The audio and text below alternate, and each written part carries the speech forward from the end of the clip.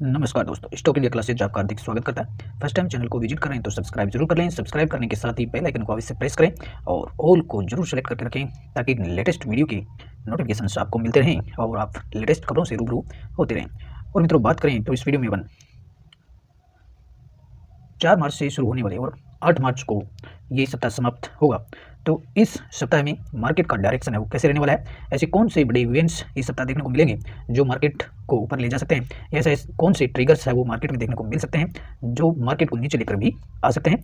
तो उन्हीं घटनाओं पर चर्चा अपन इस वीडियो में हर सप्ताह करते हैं और हर रविवार को ये वीडियो अपन प्रसारित भी करते हैं। तो मित्रों, सबसे पहले अपन बात करेंगे इस सप्ताह मार्केट का रन कितने दिन रहेगा। तो इस सप्ताह अगर हॉलीडेज की बात करें तो इस सप्ताह आपको 8 मार्च को हॉलीडेज देखने को मिलेगा महाशिवरात्रि के पक्ष में, और यहाँ 8 मार्च को पूरे बाजारों की छुट्टी रहने वाली है। तो सो इस सप्ताह है वो 5 में से और 4 ही दिन है वो मार्केट है वो ओपन होते हुए देखने को मिलेंगे। कुल मिलाकर के 4 दिन है वो बाजार चलने वाला है। तो इन 4 दिन बाजार में वैश्विक लेवल पर और घरेलू लेवल पर कौन सी ऐसी महत्वपूर्ण घटनाएं इस सप्ताह में हो सकती हैं, या जो पहले से फिक्स हैं जिनके कुछ डिसीजंस आने हैं तो वो बाजार को किस तरह से प्रभावित कर सकते हैं, उन्हीं घटनाओं की चर्चा अपन अक्सर इस वीडियो में करते हैं। तो आज भी अपन शुरुआत कर लेते हैं। तो सबसे पहले अपन शुरुआत देखेंगे कि मार्केट का जो दर्पण है, मार्केट का जो आईना है, निफ्टी इंडेक्स क्या कहता है। तो यहीं से अपन अगले वीक के लिए कुछ नई चीज़ें यहाँ ढूंढते हैं। तो सबसे पहले अगर देखें तो पिछले सप्ताह का और रिकअप कर लेते हैं। तो पिछले सप्ताह वो बाजार है वो बहुत ही शानदार है वो देखने को मिले। और सप्ताह के अंतिम दिन 1 मार्च की बात करें या 2 मार्च का जो स्पेशल ट्रेडिंग जो सेशन था उसकी बात करें तो दोनों ही दिन मार्केट है वो अच्छी क्लोजिंग के साथ बंद हुआ है और इंडेक्स है वो 22,378 पर क्लोज हुआ है। तो ये एक क्लोजिंग अपने आप में काफ़ी अहम क्लोजिंग है और बाजार जो है ऑल टाइम हाई के नज़दीक बंद हुए और इंडेक्स ने लगातार नई हाई है वो लगाए हैं। और स्पेशल ट्रेडिंग सेशन के साथ भी यहाँ मार्केट है वो काफ़ी बुलिश ही देखने को मिला था। पिछले अगर पूरे सप्ताह के परफॉर्मेंस की बात करें तो पिछले पूरे सप्ताह में करीबन निफ्टी है वो 200 अंक की बढ़त लेकर के और 22,378 पर बंद हुआ है और 22,414 का इसने नया हाई भी लगाया। तो मार्केट में इंडेक्स है वो रोज नई हाईज देखने को मिल रहे हैं। और पिछला जो सप्ताह था वो काफ़ी महत्वपूर्ण रहा था जिसमें इंडियन जीडीपी के जो डाटा जो देखने को मिले थे, तो इंडियन जीडीपी के जो डाटा थे उसने मार्केट में काफ़ी जोश भर दिया और मैन्युफैक्चरिंग जो पीएमआई के डाटा थे वो भी काफ़ी शानदार देखने को मिले थे। साथ ही 1 मार्च को और कंपनियों की जो ऑटो कंपनियों की जो सेल्स के डाटाज भी देखने को मिले थे। तो ऑटो कंपनियों ने भी उम्मीद से बेहतर परफॉर्मेंस किया जिसके चलते मार्केट में बहुत ही जबरदस्त सेंटिमेंट क्रिएट होते हुए देखने को मिला था और उसके बलबूते इंडियन मार्केट है वो नए हाईज को प्राप्त हो गया। और साथ ही अगर देखें तो दुनिया के अन्य जो मार्केट्स हैं वो भी पिछले सप्ताह में नई हाई वहाँ भी देखने को मिले हैं। अमेरिका मार्केट में भी बड़ी अच्छी तेजी देखने को मिली थी और सप्ताह के अंतिम दिन भी अच्छी क्लोजिंग के साथ बंद हुए हैं। और उधर अगर जापान के मार्केट की बात करें तो निकाई 225 में भी करीबन 2% की रैली है वो देखने को मिली थी सप्ताह के अंतिम दिन में। वहीं अगर यूरोपीय क्षेत्र से बात करें तो यूरोपीय जोन में एफटीएसई भी काफ़ी 1.5% के आसपास सप्ताह के अंतिम दिन क्लोज हुआ था और चीन के बाजारों से भी अच्छा खासा सपोर्ट मिलते हुए देखने को मिल रहा है। ओवरऑल देखें तो दुनिया की मार्केट्स अच्छा परफॉर्म करते हुए नजर आ रहे हैं। तो ऐसा मार्केट के लिए ऐसा कोई नेगेटिव रोल वाला कोई कारण फिलहाल देखने को नहीं मिल रहा। तेल की कीमतें भी हैं वो एक तरह से उनमें कोई बड़ी वॉलेटिलिटी नहीं है, स्थिरता ही देखने को मिल रही है। साथ ही अगर सेंसेक्स की भी अपन बात कर लेते हैं तो सेंसेक्स भी करीबन वो सप्ताह के अंतिम दिन 1300 अंकों की बढ़त के साथ बंद हुआ है और यहाँ भी एक 73,819 का एक नया लेवल है वो इंडियन मार्केट्स में देखने को मिला। तो सेंसेक्स में भी काफ़ी बड़ी तेजी है वो यहाँ देखने को मिल रही है। और मित्रों, इस सप्ताह की बात करें तो इस सप्ताह कौन सी ऐसी घटनाएं हैं वो इस सप्ताह में आते हुए देखने को मिलेंगी उनकी बात अपन कर लेते हैं। तो अपकमिंग इवेंट्स कौन सी हैं इस सप्ताह के लिए, तो सबसे पहले अपन बात करें तो वैश्विक इकोनॉमिक डेटा और ग्लोबल लेवल पर कौन से ऐसे महत्वपूर्ण डेटा रिलीज होंगे इस सप्ताह के लिए जो बाजारों के सेंटिमेंट को काफ़ी प्रभावित कर सकते हैं। तो सबसे पहले अपन बात करें तो अमेरिका पर काफ़ी बड़ी नजर रहने वाली है और अमेरिकन सेंट्रल बैंक, अमेरिका का जो फेडरल रिजर्व है वहाँ से काफ़ी बड़ी न्यूज है वो इस सप्ताह को देखने को मिलेगी और वर्ल्ड जो मार्केट्स हैं उनकी बड़ी जो निगाहें हैं वो यहाँ रहने वाली है। और अमेरिका के फेडरल रिजर्व पर निगाहें इसलिए रहेंगी कि फेड की जो अर्धवार्षिक जो मौद्रिक नीति की रिपोर्ट है जो फेड के चेयरमैन है मिस्टर जेरोम पावेल, तो वो अर्धवार्षिक मौद्रिक नीति है वो रखने वाले हैं। और इनके जो अर्धवार्षिक जो मौद्रिक नीति रहने वाली है या हाफ ईयरली जो मॉनेटरी पॉलिसी की जो वो पॉलिसी के मिनट्स है वो सीनेट जो समिति है उसके सामने रखेंगे तो उनकी कमेंट्री है वो किस तरह की देखने को मिलेगी। तो फेड के जो पर्सन्स हैं जिनमें चेयरपर्सन्स हैं, अन्य पर्सन्स जो हैं, तो उन सभी सदस्यों की जो कमेंट्री है मौद्रिक जो हाफ ईयरली जो मौद्रिक नीति आने वाली है, तो मॉनेटरी जो हाफ ईयरली मॉनेटरी जो पॉलिसी है फेड की उसमें बैंकिंग, आवास और शहरी मामलों पर ये रिपोर्ट मॉनेटरी पॉलिसी में रखेंगे। तो इन सभी डाटा का वर्ल्ड लेवल पर काफ़ी इफेक्ट हो सकता है और अमेरिका के बाजारों पर तो होना ही होना है। तो सबसे बड़ी जो इवेंट्स है दुनिया की तो ये अमेरिका की जो फेड्स है उसकी हाफ ईयरली मौद्रिक मॉनेटरी पॉलिसी की जो रिपोर्ट है जो जेरोम पावेल रखने वाले हैं, तो इस पर काफ़ी निगाहें रखें और इसे अपने रडार पर भी रखें। अगली बात करें तो वहीं से वर्ल्ड मार्केट से ही और सर्विस पीएमआई का डाटा भी है वो आपको इसी सप्ताह वो रिलीज होते हुए देखने को मिलने वाला है। और इसी के साथ ईसीबी की इंटरेस्ट रेट को लेकर डिसीजन आने वाला है। और ईसीजी बोले तो यूरोपियन सेंट्रल बैंक, तो यूरोपियन सेंट्रल बैंक की है उसके इंटरेस्ट रेट डिसीजन होंगे। साथ ही यूरोपीय यूरो जोन के जो देश हैं वो उनकी जीडीपी के डाटाज भी है वो इसी सप्ताह वो रिलीज होते हुए देखने को मिलेंगे। और यूरोपीय सेंट्रल बैंक है वो यूरोपीय जोन में और इंटरेस्ट रेट है वो कितनी रहेगी उस पर फैसला आने वाला है। तो ये ईसीबी पर दो बड़ी न्यूज है वो इस सप्ताह आपको देखने को मिलेंगी। साथ ही नजर रहने वाली है चाइना पर, और चाइना से महंगाई की डाटा जो है वो रिलीज होने वाली है। तो चाइना के मार्केट्स पर भी इस डाटा पर काफ़ी बड़ी वाच रहने वाली है। और मित्रों बात करेंगे आप इंडियन इकोनॉमी की, और घरेलू स्तर पर ऐसे कौन से बड़े डाटा जो है वो जो मार्केट को प्रभावित करने का दमखम रखते हैं। तो इंडियन इकोनॉमी का जो ऑल ओवर देखें तो परफॉर्मेंस काफ़ी बेहतर चल रहा है। जीडीपी का जो डाटा निकल आया है उसने मार्केट को एक बड़ा जोश भर दिया है। और एक चिंता है मार्केट से है वो एक तरह से हट गई है कि इंडियन इकोनॉमीज की जो कंपनी है वो हाई वैल्यूएशन पर है। तो इकोनॉमी ने जो सपोर्ट दिया है उससे वैल्यूएशन की एक चिंता से खत्म सी हो गई है। तो इंडियन इकोनॉमी से भी काफ़ी बड़ा सपोर्ट मार्केट को है। साथ ही सप्ताह के लिए पीएमआई सर्विस पीएमआई का जो डाटा जो है वो भी आपको इसी सप्ताह वो रिलीज होते हुए देखने को मिलेगा। और ये जो पीएमआई का डाटा है वो आपको 5 मार्च को रिलीज होगा, तो इसे भी अपने रडार पर रखें। और ये भी पीएमआई डाटा है वो काफ़ी मार्केट को प्रभावित कर सकता है। और तो बात करेंगे अब क्रूड ऑयल की, तो क्रूड ऑयल भी मार्केट के जो सेंटिमेंट्स को काफ़ी बड़े लेवल पर प्रभावित करता है। और पिछले सप्ताह अगर बात करें तो पिछले सप्ताह क्रूड ऑयल की कीमतें हैं वो सप्ताह के अंतिम दिन बढ़ती हुई देखने को मिली थी। WTI क्रूड की बात करें, ब्रेंट की बात करें तो क्रूड ऑयल में थोड़ी तेज़ी जरूर है, लेकिन यहाँ चिंता वाली कोई बात नहीं हो सकती मार्केट के लिहाज से। चिंता इसलिए नहीं है कि क्रूड ऑयल की जो रेंज है वो करीबन ये 75 से और $85 प्रति बैरल के बीच ही घूमता फिरता हुआ देखने को मिल रहा है।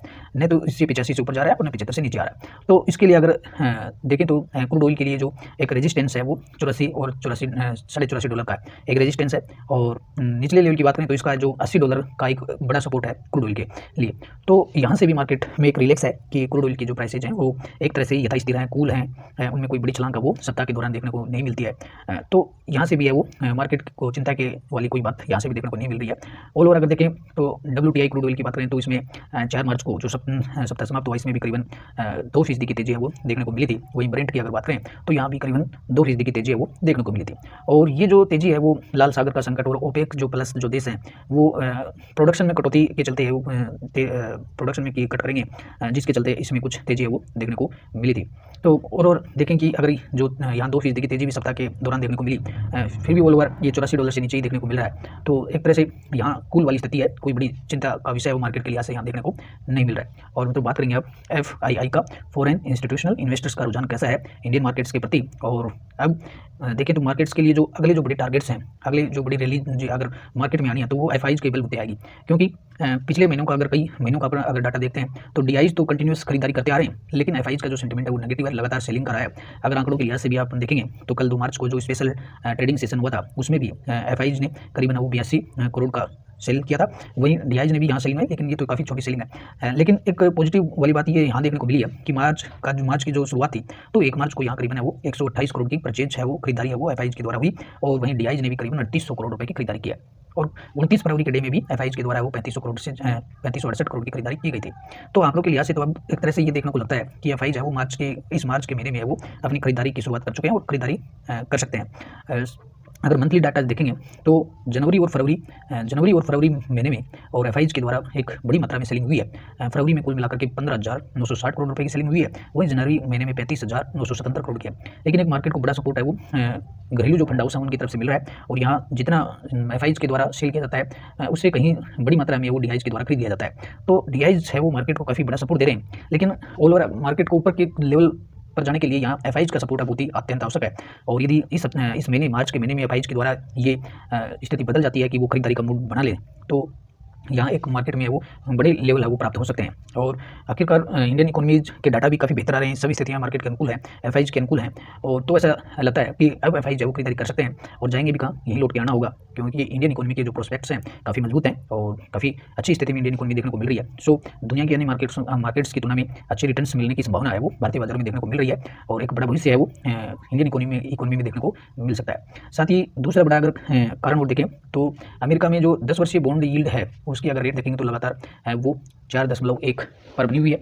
और इसमें भी पिछले सप्ताह की अगर बात करें तो सप्ताह का जो अंतिम दिन था 1 मार्च के डे में यहाँ थोड़ी सी इसमें बढ़ोतरी जरूर हुई है। लेकिन जो बॉन्ड यील्ड है वो एक जो इतनी बड़ी जो बॉन्ड यील्ड है उसके बावजूद भी कोई बड़ा प्रेशर वो इंडियन मार्केट्स में वो देखने को नहीं मिल रहा है। तो यहाँ से अब इस लेवल के बाद में एफआईज है वो एक बड़ा रिस्क है वो इधर नहीं ले सकते, आप उन्हें इंडियन मार्केट्स में वो आना ही पड़ेगा, क्योंकि ये जो बॉन्ड यील्ड है वो काफ़ी दिनों से वो इसी लेवल पर है देखने को मिल रही है और अब धीरे धीरे कुछ कूल भी हुई है बॉन्ड यील्ड, कुछ कम होती हुई देखने को मिल रही है। जो इसका एक 4.32 का था उससे काफ़ी नीचे आ गई है बॉन्ड यील्ड। तो अभी ऐसा लगता है कि एफआईज है वो खरीदारी है वो बढ़ा सकते हैं मार्केट्स में। और हम तो बात करेंगे अब करेंसीज की कि करेंसीज का रुझान क्या है। तो करेंसीज की बात करें तो डॉलर इंडेक्स में और 2 मार्च को समाप्त सप्ताह में डॉलर इंडेक्स है वो कमजोर देखने को मिला, करीबन यहाँ 0.273 अंकों की गिरावट है वो डॉलर इंडेक्स में देखने को मिली। ऑल ओवर 103 पर है वो डॉलर इंडेक्स है वो देखने को मिल रहा है। साथ ही अगर बात करेंगे रुपये की मजबूती, तो इन दिनों रुपया है कुछ मजबूत हुआ है और करीबन 61 पैसा है वो पिछले सप्ताह इंडियन करेंसी है वो मजबूत हुई है, डॉलर में कुछ है वो गिरावट आई है। तो ये भी एक मार्केट के लिए एक अच्छी स्थिति है कि रुपया मजबूत हुआ है। साथ ही बात करेंगे अपन गोल्ड्स की और गोल्ड की जो प्राइसेज हैं वो भी लगातार है वो बढ़ते हुए देखने को मिल रही हैं। साथ ही बात करेंगे अपन आईपीओज की प्राइमरी मार्केट की, तो प्राइमरी मार्केट का जो रुझान है वो भी काफ़ी पॉजिटिव देखने को मिल रहा है। और इस सप्ताह की अगर बात करें तो इस सप्ताह भी 8 आईपीओज है वो इस सप्ताह ओपन होते हुए देखने को मिलेंगे। तो कुछ मेन बोर्ड के जो आईपीओज है उनकी बात कर लेते हैं। इस मेन बोर्ड में 3 से 4 आईपीओज लॉन्च होने वाले हैं। तो सबसे पहले अपन बात करें तो आर.के. स्वामी, और आर.के. स्वामी का जो आईपीओ है आपको 4 मार्च को ओपन होते हुए देखने को मिलेगा और 6 मार्च को क्लोज होगा। साथ ही जे.जी. केमिकल्स का जो आईपीओ है वो भी आपको 5 मार्च को ओपन होते हुए देखने को मिलेगा। और एक बड़ा आईपीओ है गोपाल स्नैक्स का, और काफ़ी पॉपुलर नाम है गोपाल स्नैक्स। तो गोपाल स्नैक्स का जो आईपीओ है वो आपको 6 मार्च को ओपन होते हुए देखने को मिलेगा। साथ ही अगर बात करें तो मुक्का कुछ आईपीओज की लिस्टिंग भी होने वाली है। तो लिस्टिंग में अगर बात करें तो प्लेटिनम इंडस्ट्रीज का आईपीओज जो काफ़ी अच्छा सब्सक्राइब हुआ था, तो ग्रे मार्केट में इसका प्रीमियम भी अच्छा चल रहा है, तो इसकी लिस्टिंग होनी है। दूसरी बड़ी लिस्टिंग की बात करें तो हेक्सिकॉम टेली सिस्टम्स का आईपीओ, इसे भी काफ़ी बड़ा सब्सक्रिप्शन मिला था, तो ये इसकी लिस्टिंग भी है वो आपको 6 मार्च को है वो देखने को मिलेगी। साथ ही भारत हाईवेज का आईपीओ है उसकी लिस्टिंग भी आपको 6 मार्च को देखने को मिलेगी। तो ये मेन बोर्ड के आईपीओ हैं जिनकी लिस्टिंग है वो इसी सप्ताह देखने को मिलेगी।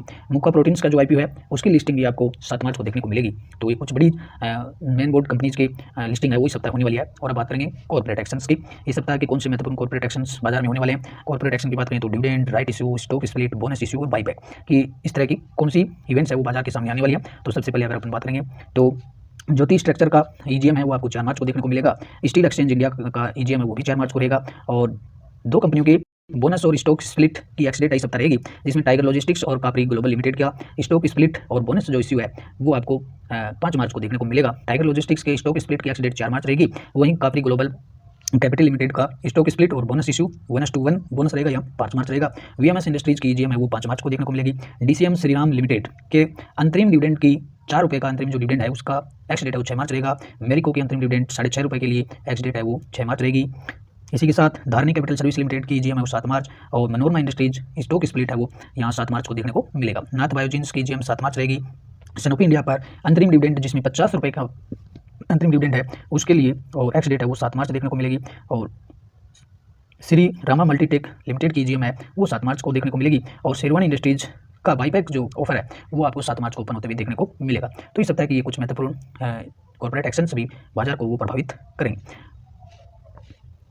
और मतलब आ गए हैं फ्यूचर एंड ऑप्शंस के डाटा पर, और देख लेते हैं कि फ्यूचर और ऑप्शंस का डाटा क्या कहता है। तो सबसे पहले अगर बात करें तो निफ्टी का अगर देखें तो निफ्टी 22,318 पर क्लोज हुआ है और 22,313। और आज ऑप्शंस के डेटा के अनुसार मार्केट की सबसे पहले सपोर्ट्स की बात करें तो 22,100 का जो सपोर्ट है काफ़ी बड़ा सपोर्ट है इस समय मार्केट के सामने है। और दूसरा अगर बात करें तो 22,200, यहाँ पर भी पुट्स के जो ओपन इंटरेस्ट है वो करीबन 1,34,000 है, तो 22,200 भी एक बड़ा सपोर्ट मार्केट के लिए बन गया है। और अगले बात करें तो इसमें 22,300। और अगले बड़े रेजिस्टेंस की बात करें तो बड़ा जो रेजिस्टेंस है जो काफ़ी दूर का अगर अपन देखें तो इसमें तो 22,800 है मार्केट का एक बहुत ही बड़ा रेजिस्टेंस है वो नेक्स्ट टाइम के लिए रहने वाला है। और यहाँ कॉल की ओपन जो इंटरेस्ट है वो सबसे मैक्सिमम देखने को मिल रही है, और 1,17,800 की यहाँ पर की मैक्सिमम कॉल ओपन इंटरेस्ट देखने को मिल रही है। साथ ही अगर नियर टर्म में अगर बात करें तो नियर टर्म जो रहेगा वो 22,500 रहेगा, और 22,500 पर कॉल का ओपन जो इंटरेस्ट है वो भी 80,300 पर देखने को मिल रहा है। तो ये कुछ मार्केट के लिए नेक्स्ट रेजिस्टेंस और सपोर्ट्स हैं वो काफ़ी अहम होने वाले हैं। हालांकि ऑप्शंस के डेटा चाहे वो मार्केट के ओपनिंग के साथ ही वो बदल जाते हैं, लेकिन यहाँ एक पूरी तौर पर मोटे तौर पर ये कहा जा सकता है कि मार्केट के पास 2 बड़े सपोर्ट्स हैं, 22,300, 22,200 और 22,000, ये एक बड़ी सपोर्ट्स हैं। और बड़े अगर रेजिस्टेंस देखें तो 22,800 और 22,500 है वो मार्केट के लिए कुछ बड़े रेजिस्टेंस है वो फिलहाल देखने को मिल रहे हैं। तो फिलहाल तो ऑप्शंस का डाटा तो यही कर रहा है। और तो बात कर लेते हैं समरीज की कि समराइज रूप से देखें तो इस सप्ताह वो क्या हो सकता है। तो समराइज रूप से अगर बात करें तो सबसे पहले अपन पॉजिटिव कौन सी खबरें पॉजिटिव और कौन सी बड़ी है वो नेगेटिव खबरें। तो पॉजिटिव रूप से देखें तो इंडियन इकोनॉमी का जो जीडीपी जो डाटा है वो मार्केट को काफ़ी सपोर्ट दे सकता है। और साथ ही एफआईआई का बात करें तो एफआईज का जो पॉजिटिव सेंटिमेंट है वो मार्केट में तात्कालिक रूप से एक बड़ी तेजी ला सकता है। और नेगेटिव अगर डाटा की बात करें तो फिलहाल किसी भी प्रकार का डाटा है वो नेगेटिव यहाँ रोल देखने को नहीं मिल रहा है। सो इस सप्ताह भी मार्केट है वो ऊपर ही जाने का पूरा संभावना यहाँ देखने को मिल सकती है।